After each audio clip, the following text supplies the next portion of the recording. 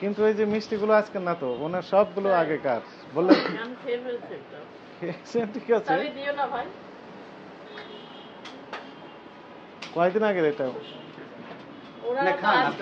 আপনি যেটা খাচ্ছেন খান, নাহলে পেটে অসুখ কিন্তু আজকের আসে নাই তো। দেখেন আজকের গুলো আমার কাছে আছে। ওটার নাম কি? ওইটার নাম কি ভোগ? কাটা ভোগ। দেখেন কাটা ভোগ নাই আজকে। এই যে 10 তারিখ না, এই যে চমচম শুধু আসছে 1 কেজি, কালোজাম 2 কেজি 300, মালাইকারি 1 কেজি, রসগোল্লা 2.2 কেজি, তিল কাটা 1 কেজি, হাফসি সন্দেশ। হ্যাঁ, এইটুকু আসছে। ওটা আজকে আসে নাই। তিল কাটা আসছে আজকে। আমি এটাই নিতে চাচ্ছি, কিন্তু বালুশাই আজকের না। বালুশা আজকের না, বালুশা কয়েকদিন আগে। তাহলে তো এই নিব না ভাই, ওটা রেখে দাও। বালুশাই স্যার কালকে। কালকের কি এটা দেখান, তাহলে আমি বুঝবো। স্যার নাই, এই যে নাই, তার মানে হচ্ছে আরো আগে কাজ দেখাচ্ছি আপনার কালকে। অথচ ম্যাডামকে কি বলেছিলেন? আজকের বলেছিল না? উনি বলে নাই, উনি বলছে আর কি। উনি বলেছেন আজকে। এই যে কাস্টমারকে বলছেন আজকে। না, আমি এটা অনেক রিনোন একটা আপনাদের মিষ্টি। হ্যাঁ, রাইট। এখানে যদি আপনারা মিথ্যে বলেন তাহলে তো না, আমরা স্যার নিজস্বই যেটা আজকের এটা আজকে বলে, যেটা কালকের এটা কালকে বলে। কিন্তু ম্যাডামকে তো বলেছেন উনি আজকে। বলে নাই, ও যে ও বলছে। উনি তো আমার সাথে ছিল বলে উনি বলতে পারেন। উনিও বলতো। আচ্ছা, ওনাকে ডাকতে গেছে, বুঝছেন? আমি ওনাকে নিয়ে গেছিলাম ও উপরে। এবার জানে না তো, ও থাকে ওর সাথে আবার।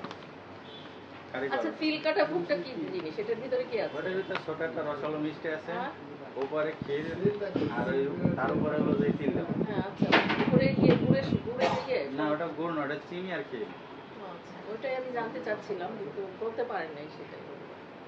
আচ্ছা, ঠিক আছে। কয়েকটা আইটেম আসছে আমি শুধু। আসলে জয়পুর থেকে আগে রেগুলার কিনতাম। এটা আমার একটা মানে পছন্দের দোকান। কিন্তু না, নাম তো একটা ব্র্যান্ড না? হ্যাঁ, সেটা একটা ব্র্যান্ড। 6টা আইটেম শুধু আজকে আসছে। এখানে আছে কয়টা আইটেম মোট? গনি আমরা অনেকগুলো। 1 2 3 4 5 6 7 8 9 10 11 12 13 14 15 16 17 18 19 20 21 22 23 24। 24টার ভিতর দু একটা মিল আছে।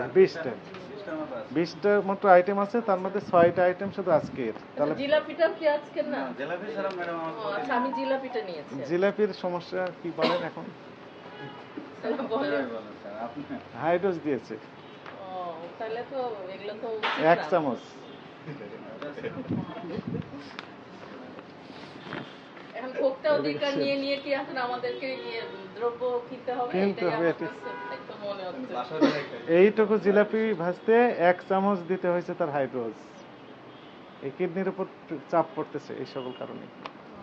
আমি ওই একটা ফিচার পড়লাম এই বছর কিডনি দিবসে, ডাক্তার স্পেশালিস্ট বলেছেন, একটা ইন্টারভিউতে বলেছেন 71 টেলিভিশনে 18 কোটি মানুষের মধ্যে 3 কোটি 80 লক্ষ মানুষ কিডনি রোগে আক্রান্ত। ভয়ানক অবস্থা, ভয়ানক। ভাই, আমি একজন এক্স ডিজিএম কিন্তু ব্যাংকের। এখন আমিও যদি ঠকে যাই তাহলে আর সাধারণ মানুষ তো ঠকে যাবেই। কিছু করার নেই। আমাদের তো সবাই ভিআইপি আকারে ঠকতেছেন, আর মানুষগুলো মানে সস্তা। না, আমরা তো বিশ্বাসের উপর কিনি, আর কিছু না। ওই যে ডক্টর কামরুল হাসান স্যার, ওনার সিকেডি হাসপাতাল না, ওই যে শ্যামলীতে, ওই এলাকায় আমি একদিন গেলাম, যে দেখি প্রত্যেকটা মানে ওই গোটা এলাকাটাই, ওই পাড়াটার বাসা ভাড়া নিয়েছে রোগীরা, নিয়ে কেউ 8 মাস 10 মাস এইরকম ভাবে অবস্থান করছে ওই ট্রিটমেন্ট নেওয়ার জন্য। ভয়াবহ অবস্থা। মিষ্টি তো টেস্ট মানে কি ডায়ালিসিস করতে করতে মারা গেছে। আমরা তো অনেক আগে মারা গেছে। আমার বড় খালা, আমার খালু, আমার বাবা, হ্যাঁ, আমরা সবাই কিন্তু কিডনি পেশেন্ট, বুঝছেন তো? এই মানে এই ভেজাল খাবারের কারণে, ভেজাল খাবার, এই যে আপনি বললেন হাইড্রোজ, আমরা তো এগুলো জানি না। হ্যাঁ, আমরা ধরেন সাধারণ মানুষ, আমরা কি বিলিভ করি যে একটা ব্র্যান্ড, হ্যাঁ, জয়পুর সুইস বলে, এই যে বস সুইস বলে, রস বলে, ঠিক না? কিন্তু আমাদেরকে যে এভাবে করা হয় না, এগুলো আসলে এটা সবারই একটা মিনিমাম মনুষ্যত্ব বোধ থাকতে হবে, বুঝছেন না? আপনি কতদিন পারবেন আইন করে, মানে এটা আমার থেকে আসতে হবে।